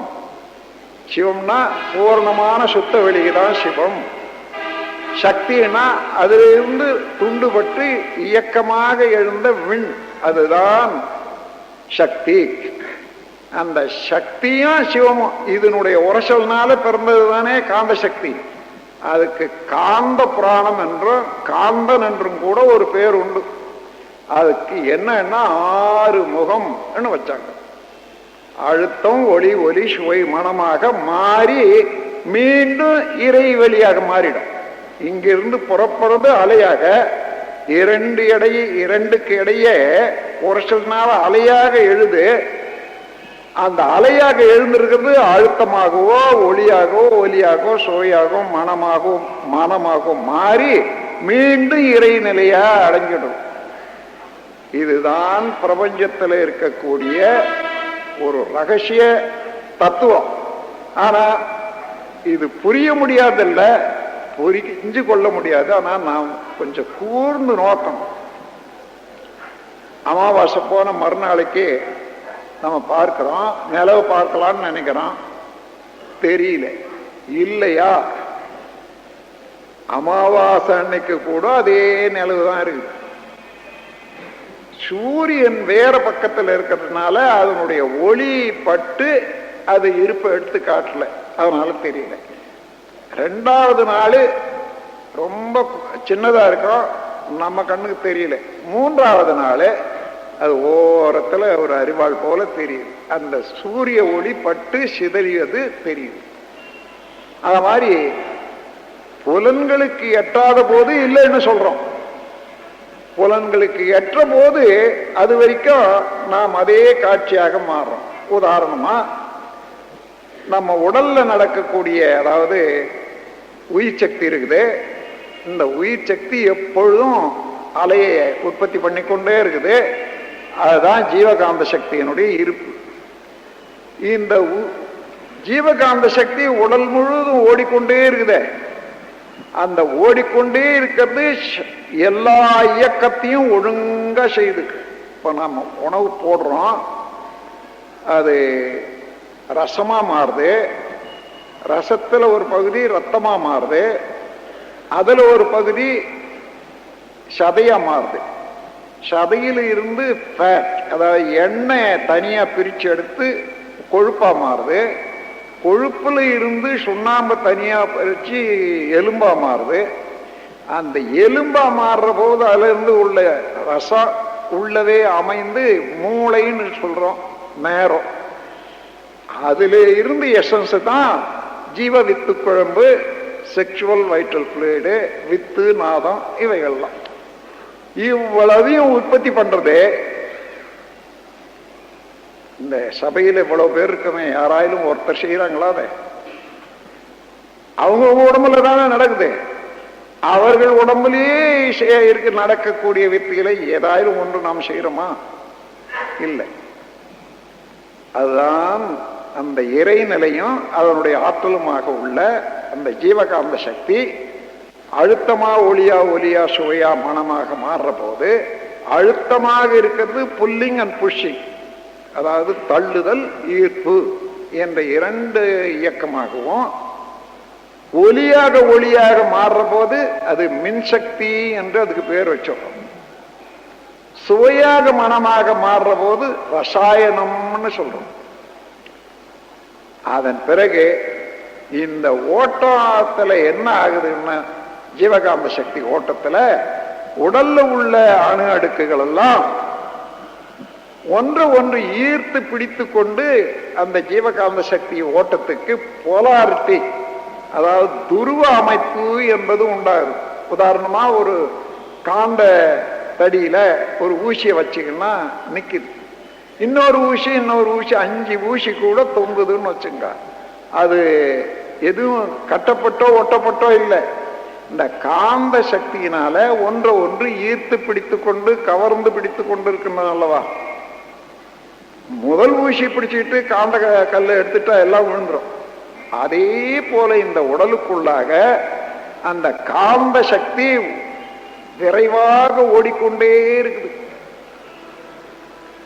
அந்த ஓட்டத்துல ஒவ்வொரு செல்லுக்கும் ஒவ்வொரு பேரணு மாலிகூலுக்கும் ஒரு போலாரிட்டி ஏற்பட்டு துருவம், அதனால ஓடிக்கொண்டிருக்குன்னு வச்சுங்க.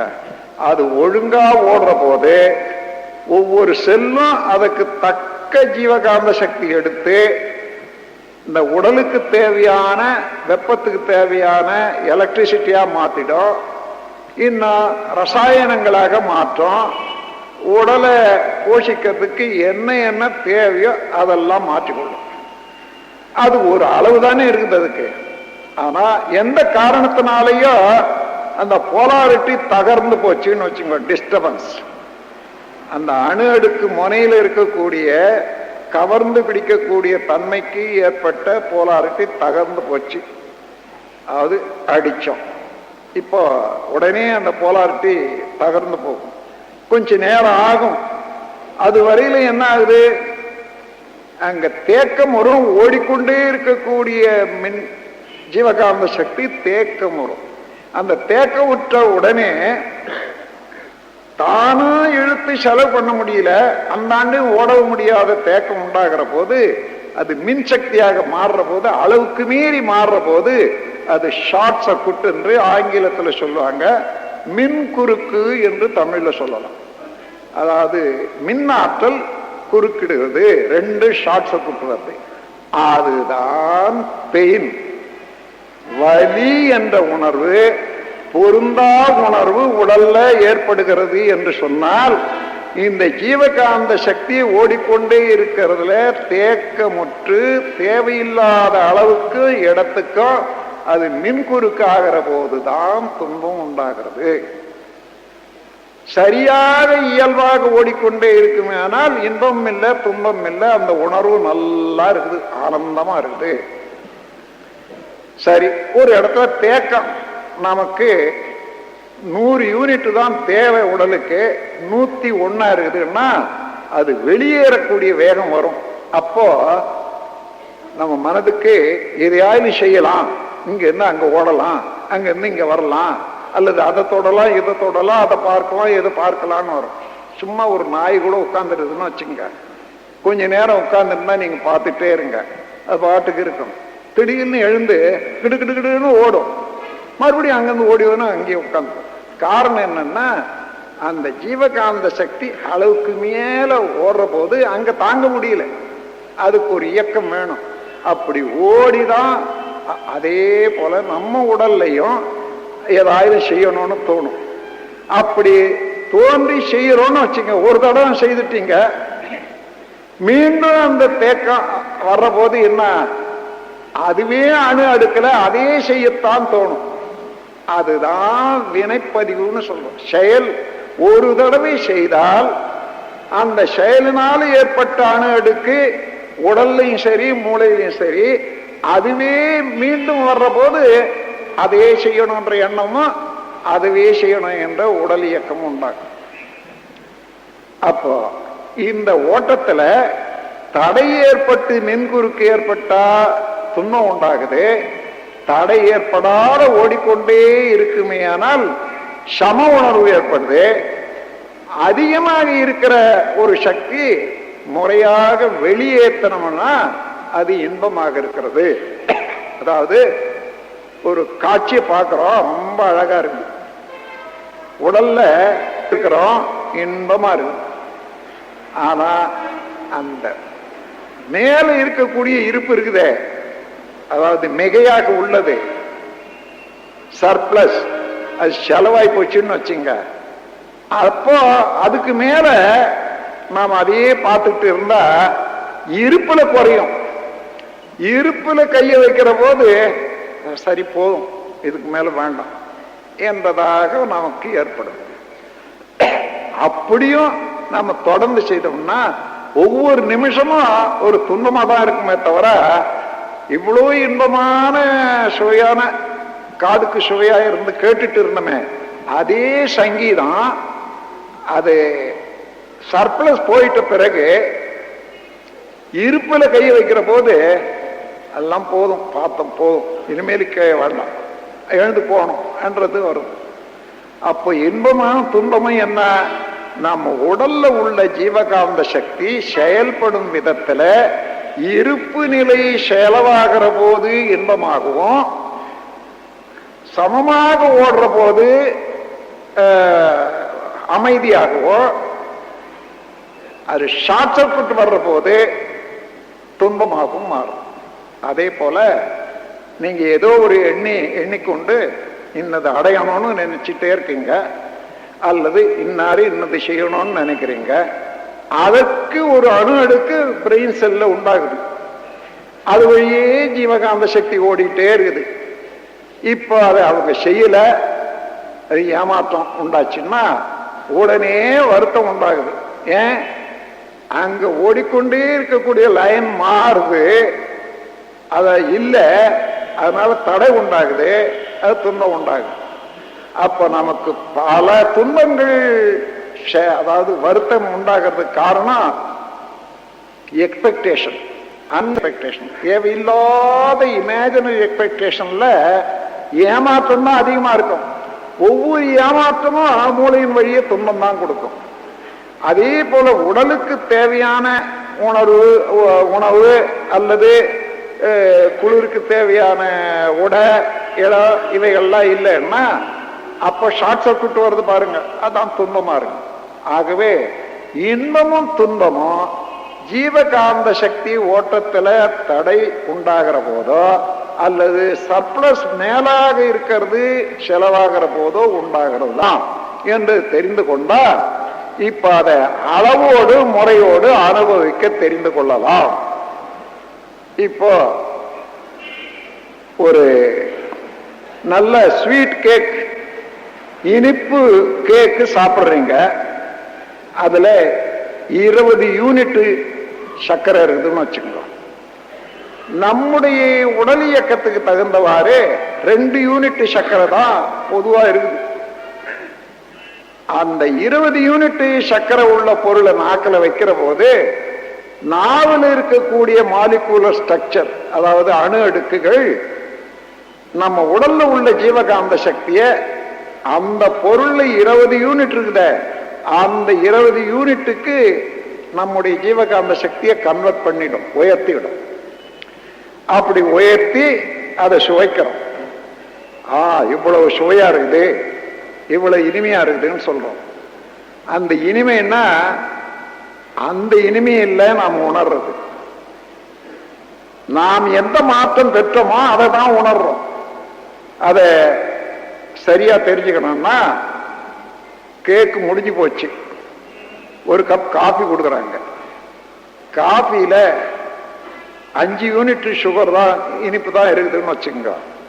வாயில வச்சு பார்க்கிற போது இனிப்பே இல்லை, கசப்புதான் தெரியுது. இருக்குது, இருந்தாலும் தெரியல. காரணம், அந்த சமயத்துல நாவின் மூலமாக நம்முடைய ஜீவகாந்த சக்தியினுடைய தன்மாற்றம், பிசிக்கல் டிரான்ஸ்பார்மேஷன், அந்த மாற்றம் 20ல் இருக்குது. அந்த கேக் சாப்பிட்ட போது அதுல இருந்து 5ல வந்து தொடர்ற போது குறைவு உணர முடியாது.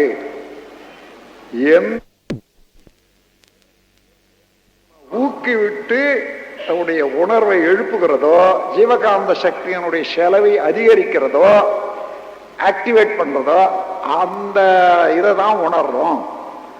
அதுக்கு குறைஞ்சதை உணர முடியாது. அதனாலதான் ஆங்கிலத்துல என்ன அண்டர்ஸ்டாண்ட் சொல்றாங்க பாருங்க.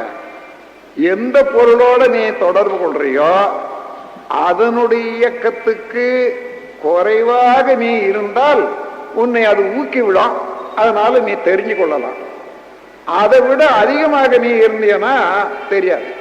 அதனாலதான் understand, you have to stand under the force of what you perceive. அந்த மாதிரி ஒன்னு நீங்க பாத்தீங்கன்னா இதுக்கெல்லாம் பெரிய லேபரேட்டரி போகவே வேண்டியதில்லை. நாம் சாப்பிட்ற போது, ஒவ்வொரு பொருளை அனுபவிக்கிற போது, ஒவ்வொருத்தரோட தொடர்பு கொள்ற போது அவங்க இதை தான் செய்யணும் நினைக்கிறீங்க, பல தடவை நினைக்கிறீங்க. அந்த அளவுக்கு அடுக்கு எல்லை கட்டியாச்சு, அதையே எதிர்பார்க்குறீங்க. அவங்க அதை செய்யல, வேற மாதிரி அவங்க இஷ்டமா செய்தா அங்க உடனே அந்த அணு அடுக்கு முரண்படுது. முரண்படுற போது தாங்க முடியல, துன்பம், ஐயோ அவங்க தப்பு செய்துட்டாங்க, சினம், அடி உதையெல்லாம். இப்ப இத சரியா தெரிஞ்சுக்கிட்டா இது நம்ம கிட்டதான் இருந்து ஏற்படுற ஒரு மாற்றம். அவர்கள் விருப்பத்தை போல அவர்களுக்கு தெரிஞ்சதை அவங்க செய்யறாங்க என்றா இந்த உணர்ச்சிவயமான எண்ணங்களோ செயல்களோ வராது. அதோடு இந்த உண்மையை உணர்ந்து கொண்டோமானா இந்த ஜீவகாந்த சக்தியை பாதுகாக்கிறதுக்கு அளவு முறை, ஒவ்வொன்றுலையும் அளவு இருக்குது, முறை இருக்குது. சுவையிலையும் கூட அதிகமா போனா துன்பமா மாறுது. அதே போல எல்லாமே அதை அளவோடு வைத்துக் கொண்டோமானால், இப்ப அளவு என்று ஒரு உதாரணம் சொல்லணும்னா, அடுப்பு மேல சமையலுக்கு பாத்திரம் வச்சு அதில் அரிசி போட்டு வேக வைக்கிறாங்க. அது வெந்து போச்சுட்டா, அதாவது தீ இல்லாத வேகாது. ஆனா எவ்வளவு வேணும், அது வெந்து போனா என்ன ஆகணும், அதை விட்டு இறக்கிடும். அதான் அளவு. வெந்து போன பிறகு கூட அங்கேயே வச்சிருந்தா கரியாய் போகும். அளவு மீறி போச்சு, அளவு மீறி போனா துன்பம் தான்.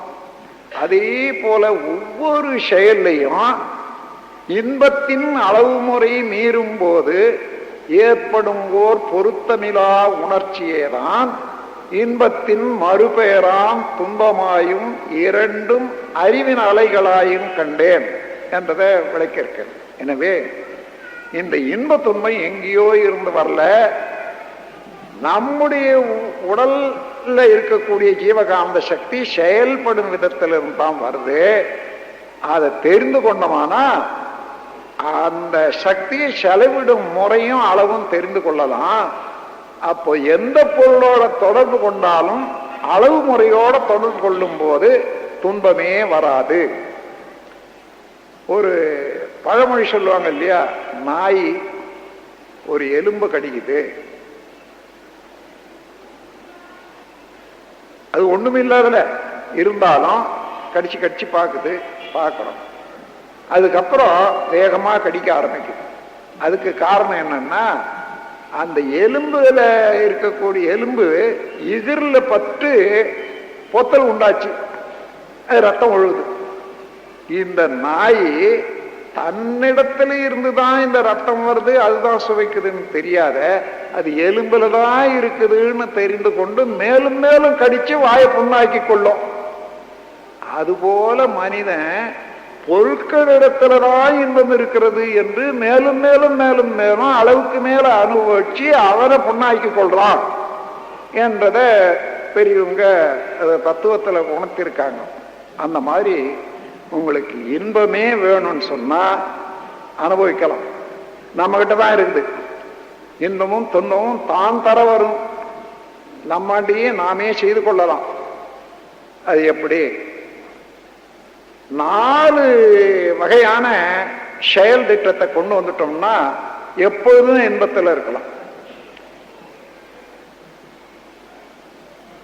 நம்ம ஆசைகள் இருக்குதே, நிறைவு பெற முடியாத, அதாவது அதை அனுபவிக்க முடியாத ஆசைகளை இருப்பு வச்சு கொள்ளக்கூடாது. இருப்புன்னா நமக்கு தெரியும் இது அடைய முடியாதுன்னு, அது இன்னும் வேணும் இன்னும் வேணும்னு அதை வச்சுக்கிறது. அது போல ஒரு 10 விதமான ஆசைகளை இருப்பு வச்சுக்கிறீங்கன்னு வச்சுங்க, செய்து முடிக்கவும் முடியல, அது விடவும் முடியல.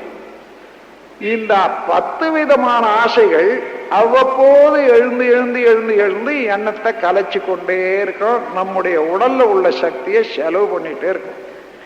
இதனால என்ன ஆகுது, நாம் தினசரி வாழ்க்கைக்கு வேண்டிய எண்ணத்துக்கு வேண்டிய சக்தி போரல, சிந்திக்கிறதுக்கு வேண்டிய ஆற்றல் போரல, செயல் திட்டத்துக்கு வேண்டிய சக்தி போரல. அதனால வாழ்க்கையில வெற்றி பெறுவது கஷ்டமா இருக்கு, எது எடுத்தாலும் தோல்வி. ஏன்னா பல ஆசைகள் இருப்பு வச்சதுனால அதையே இயங்கி கொண்டிருக்குது. இது ஒன்று. அதற்கு ஆசை சீரமைப்பு என்ற பயிற்சியை மனவளக்கலையில கொடுக்கிறோம். அதை படிச்சு பார்த்து கொள்ளுங்க, மனவளக்கலை என்ற நூல்ல இருக்குது. அதன் மூலமாக அதை செய்து கொண்டா இருப்பு வைக்க வேண்டியதே இல்லை.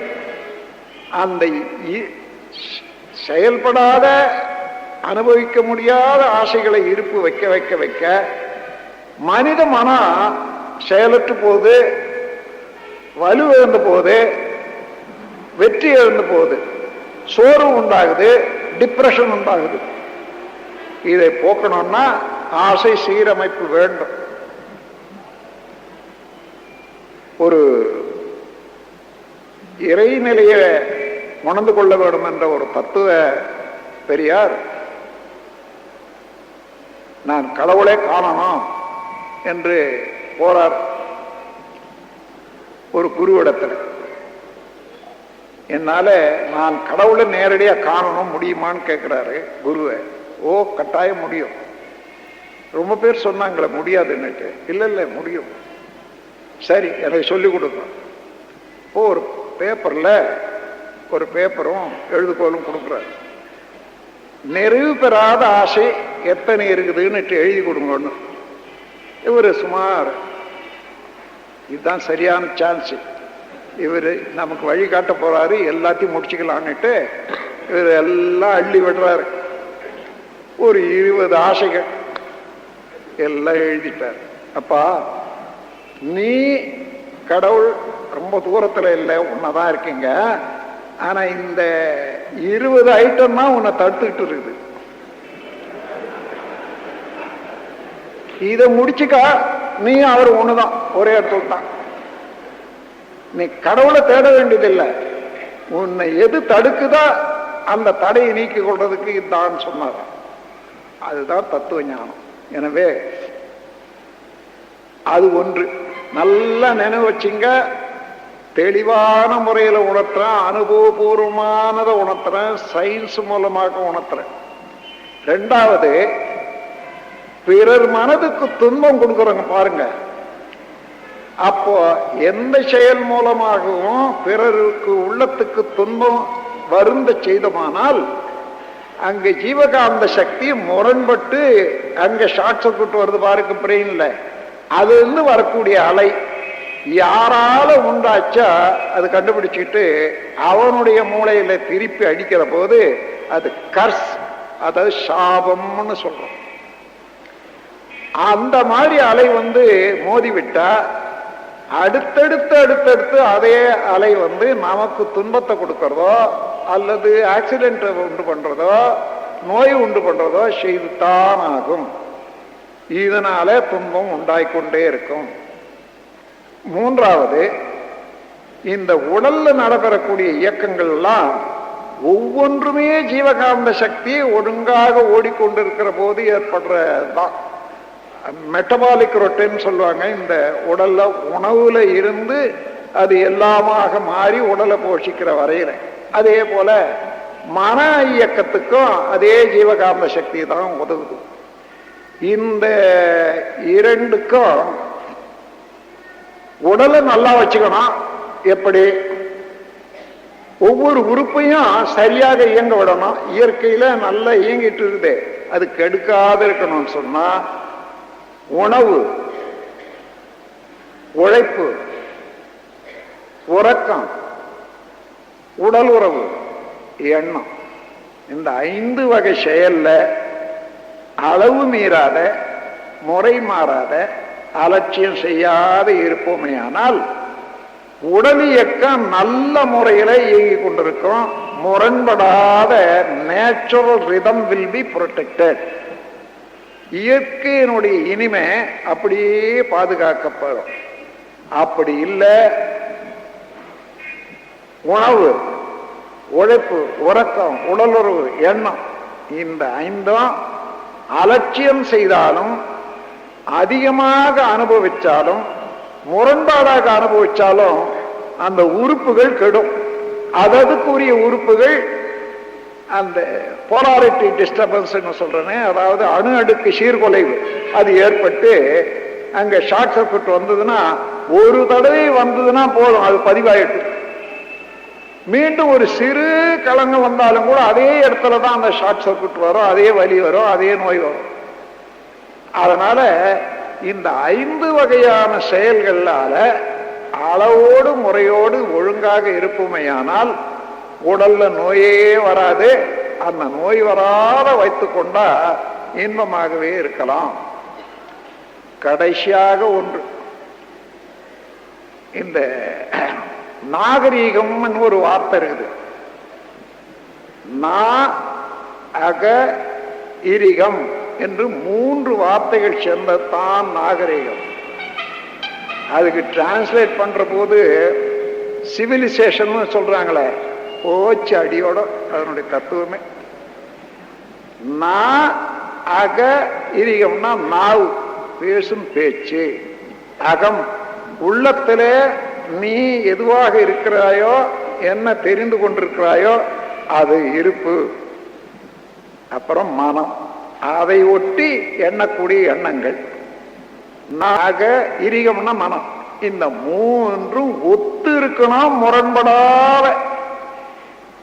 அங்கே உள்ளத்துல ஒண்ணு இருக்குது, நாக்குல ஒண்ணு சொல்றான், மனதால ஒண்ணு நினைக்கிறோம்னா இது முரண்பட்டது. என்ன ஆகும்னா இந்த ஜீவகாந்த சக்தி இந்த முரண்பாடு ஜீவகாந்த ஆற்றல் உற்பத்தி செய்யக்கூடிய இடத்தையே தகர்த்து விடும். அதனால சிதைந்து போகும் நம்முடைய சக்தி, செயல் சரியா வராது. உதாரணமா, ஒரு குற்றவாளி மேஜிஸ்ட்ரேட் எதிரில் நிற்கிறார். என்னப்பா நீ திருடுனியா? திருடுனது அவன் தான், இருந்தாலும் தண்டிச்சுடுவாரு. நான் இல்லைங்க, அங்க என்ன உள்ளத்துல திருடினு சொல்றேன் இருக்குதே, அது என்ன சொல்லுது?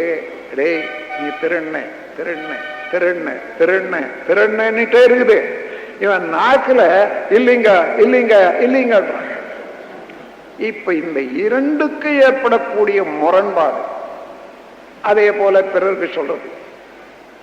நான் அகம்னா உள்ளத்துல இருப்பாக இருக்கிறது, அத பேச்சில வர்றது, மனதால என்றது. இந்த மூன்றுக்கு முரண்படுவது பொய்ன்னு பேர். இந்த பொய் என்பது சொல்லக்கூடிய பழக்கம் வந்தாலும் சரி, அது லேசா சொன்னா என்னன்னு நினைச்சு சொன்னாலும் சரி, இந்த மூன்றும் ஒன்றுபடாத முரண்பாடு ஏற்பட்டு கொண்டோமானா எந்த காலத்திலும் எந்த செயலையும் துன்பம் தான் வருமே தவிர உடல் நலம் நல்லா இருக்காது. ஆனால் ஒரு நல்ல விளைவுக்காக, தீய விளைவுகளை தவிர்ப்பதற்காக, பிறருக்கு உபகாரம் செய்வதற்காக அந்த இடத்துல அவசியம் உணர்ந்து கடமை உணர்வாக பொய் சொல்லலாம் என்பதை பெரியவங்க சொல்லியிருக்காங்கன்னா அதுக்காக தான். அங்க நீங்க தீர்மானம், இன்னதுக்காக நான் அதை செய்யறேன், அது என்னுடைய ஆசையினாலேயோ தவறுனாலேயோ இல்லை, இன்னும் ஏன்னா நான் அந்த உண்மையை சொன்னா அவங்க கெட்டுடுவாங்க, அதனால வேண்டாம் என்ற அளவுல ஒரு திடம் இருக்கிறது. அந்த இடத்துலதான் பொய் சொல்லலாமே தவிர, மற்றபடி பொய் பேசி பேசி பழக்கத்தினால உண்மையே சொல்றதில்லை என்ற அளவுக்கு வந்துடும்.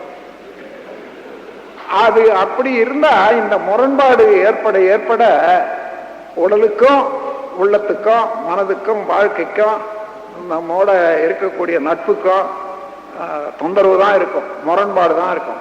இந்த பிணக்கில்லாதபடி வாழக்கூடிய அளவுக்கு நாம் அந்த தத்துவத்தை, ஜீவகாந்த சக்தி தத்துவத்தை தெரிந்து கொண்டோமையானால், அளவோடு முறையோடு நாம் வாழ்ந்து கொண்டு வருவோமையானால் பிறர் மனம் துன்பப்படக்கூடாது.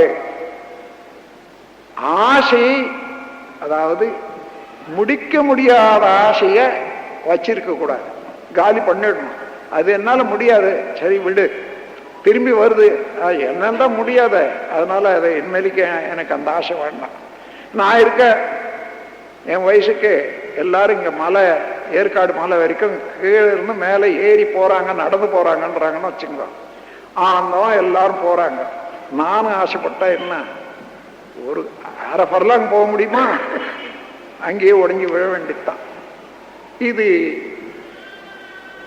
தீர்க்க முடியாத ஆசை, செயல்படுத்த முடியாத ஆசை. அந்த மாதிரி ஆசைகள்ல சேர்த்து வச்சிருந்தா அதை எடுக்கவும் முடியாது, அதை முடிக்கவும் முடியாது.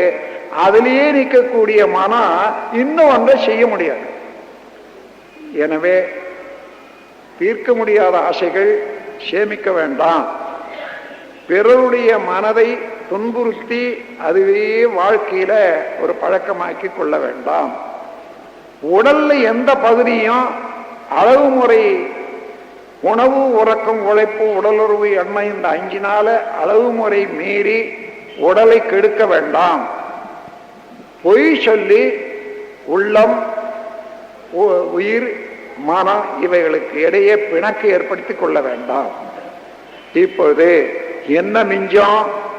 இன்பம்தான் மிஞ்சம், துன்பமே கிடையாது. இதை தெரிந்து கொண்டு எந்த அளவுல நாம் அந்த இன்பத்தை அனுபவிக்க முடியுமோ, துன்பத்தை குறைச்சு கொள்ள முடியுமோ அவ்வளவும் செயல்ல கொண்டு வந்தாதான் முடியுமே தவிர, நான் செய்யறது செய்துகிட்டே இருப்பேன், ஆண்டவனே உனக்கு 5 தேங்காய் கொடுக்குறேன், எனக்கு இன்பம் கொடுறான்னா கொடுக்க மாட்டான். அவனை போல கெட்டிக்காரன் கணக்கு பார்த்து கூலி கொடுக்குறவன் யாருமே இல்லை உலகத்துல. நாம் என்ன செய்யறோமோ அந்த செயலுக்குள்ளாகவே அவன் இருந்து கொண்டு விளைவை தருவான். அதை தெரிந்து கொண்டோமே. ஆனால் ஏன்னா அவன் தானே ஜீவகாந்த சக்தியில இருப்பு நிலையா இருக்கிறவன். அதனால ஜீவகாந்த சக்தி இல்லாத எந்த செயலும் எந்த அசைவும் இல்லை. ஆகையினால அசைவுக்கு தகுந்தவாறு விளைவு. இந்த உண்மையை நாம் உணர்ந்து கொண்டு எந்த இடத்துல எந்தெந்த அளவுல அத விழிப்பு நிலையோட அது பயிற்சிக்கு கொண்டு வர்றோமோ, பயிற்சி கொண்டு வந்தா அப்புறம் எளிதா இருக்கும் வாழ்க்கை. அது நமக்கும் இன்பமா இருக்கும், குடும்பத்துக்கும் அமைதியாக இருக்கும், பிறக்கக்கூடிய குழந்தைகளும் நல்லதா இருக்கும். இல்ல இவன் 4 வகையான ஆசையினாலையும் உடலை கெடுத்துக்கிட்டு கருமையும் கெடுத்துக்கிட்டு இருந்தான்னா ஒரு குழந்தை பிறந்தா என்ன ஆகும்? அதுவும் அப்படித்தான் இருக்கும். அந்த குழந்தையே இவனுக்கு எதிர்ப்பாக வரும். எனவே தனக்கும் கிளைக்கும் தலைவன் கேடில் முதல்வன் ஆற்றும் ஒரு தவமும் அறமும் தான் துணையாகும் என்ற முறையில இந்த தவமும் அறம் என்பது நல்லதே செய்வது, தவம் என்பது இறைநிலையை உணர்ந்து கொள்ளக்கூடிய தத்துவ விளக்கத்துக்கு வழி செய்வது. எனவே இவைகளை எல்லாம் நேரடியாக பயிற்சியின் மூலமாக பெறுவதற்கு இந்த மனவளக்கலை மன்றத்தில் குண்டலி யோக தவம் என்பதை சொல்லிக் கொடுக்குறாங்க. அதை லேசா அந்த காலத்துல 12 ஆண்டுகள் இருந்தாதான் சொல்லிக் கொடுப்பாங்கன்னு இருந்ததே, தேவையில்லை. போய் உட்கார்ந்த உடனே தட்டி எழுப்பி இங்க நிறுத்திடுறாங்க. 1 நிமிஷம் 5 நிமிஷம் இல்லை 10 நிமிஷம் ஆகும், அது போதும். அதன் பிறகு ஒவ்வொரு நாளைக்கும் 10 நிமிஷம் செலவு பண்ணா போதும். மற்ற எல்லா செயலோடு அதுவும் செய்து கொண்டே வரலாம். அவ்வப்போது இந்த அகத்தாய்வு பயிற்சியில இந்த தத்துவங்களை எல்லாம் நல்ல முறையில உணர்த்தி கொண்டே வர்றாங்க. இவைகளெல்லாம் தெரிந்து கொண்டு இறை உணர்வு அறநெறி இந்த 2 பாதைகளில் பிடித்து கொண்டு நாம் முன்னேறி போவோமே ஆனால் வாழ்வு நன்றாக இருக்கும். நாமும் சுகமாக வாழலாம், பிறரையும் வாழ வைக்கலாம், உலகம் நலம் பெறும் என்று கூறி உங்கள் அனைவருக்கும் எல்லாம் வல்ல இறை ஆற்றல், உடல் நலம், நீளாயுள், நிறை செல்வம், உயர்ப்புகள், மெஞ்ஞானம் இவற்றை ஓங்கச் செய்து சீரோடு சிறப்போடு வாழ வைக்கும் என்று வாழ்த்தி உரையை முடிக்கிறேன். வாழ்க வளமுடன்.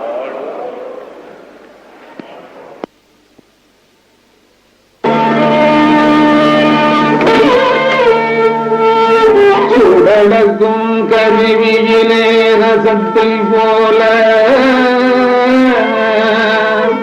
சோதி விந்து சூடேறி நெற்றி முட்டை நாடகக்கும் அறிவினிலோர் புதுமை தோன்றும் நாடி நிற்கும் தன் மூலஸ்தானம் பட்ட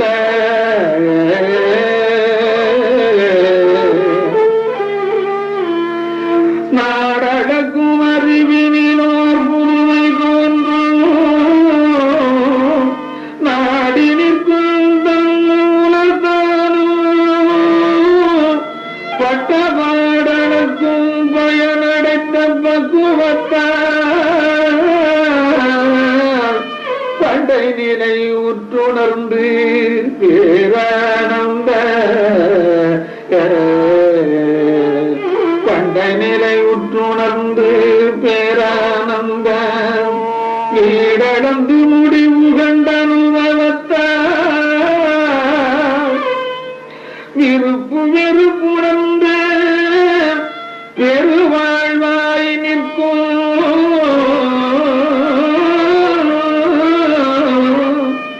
இடளந்து முடிவு கண்ட அனுபவத்தார்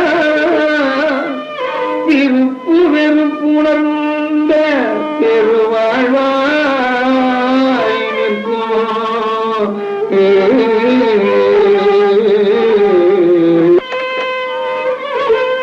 வித்து நிலங்குறம் தண்ணீர் காவற்கேற்ப விளை புதரும் அதுபோல குணக்கு ஆசான் அத்துவித தத்துவ வித்தில் அறிவித்தால் அதற்கு ஒழுக்கம் என்ற புறம் அறிவை ஒன்றோ நித்ததவம் ஆராய்ச்சி என்ற தண்ணீர்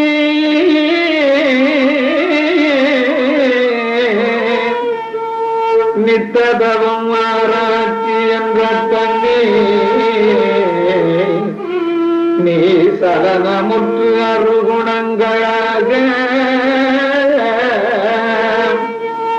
வித்தையனும் காவல் இவை அனைத்தும் வேண்டும். வித்தையனும் காவல் இவை அனைத்தும் வேண்டும்.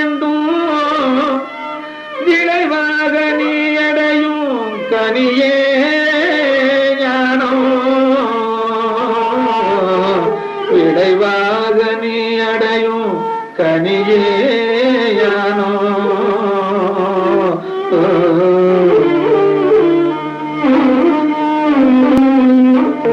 கருவறிந்து கருத்தொடுங்கி தவம் இருக்க கற்பதற்கு வயது 16 வேண்டும்.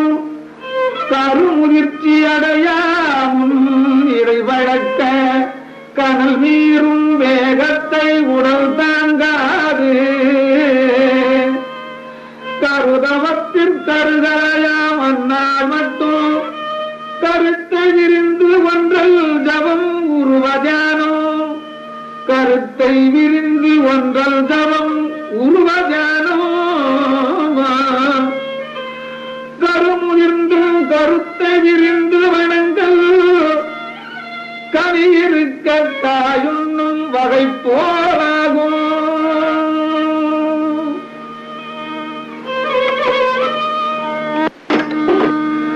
கருதவத்தில் ஆரம்ப சாதகர்கள் கர்மஞான கருவிகளை இயக்கும் போதும் உருவத்தின் நிலையோடு இருத்தல் வேண்டும். உருவமத்தின் நிலையோடு இருத்தல் வேண்டும். உணங்கள் தமையும் முறையில் பழக்கிவிட்டால் அருவநிலை பூரணத்தால் நாம் ஒன்றென்றும் அநேக உருவங்களாய் நாம் பலவே என்றோ. அருவநிலை பூரணத்தால் நான் ஒன்றென்றும் அநேக உருவங்களாய் நான் பலவே என்றோ. ஒருமை தத்துவம் உணரும் ஆற்றலோடு ஒருமை தத்துவம் உணரும் ஆற்றலோடு உடலில் சுழல்கின்ற ரத்தம் சுத்தமா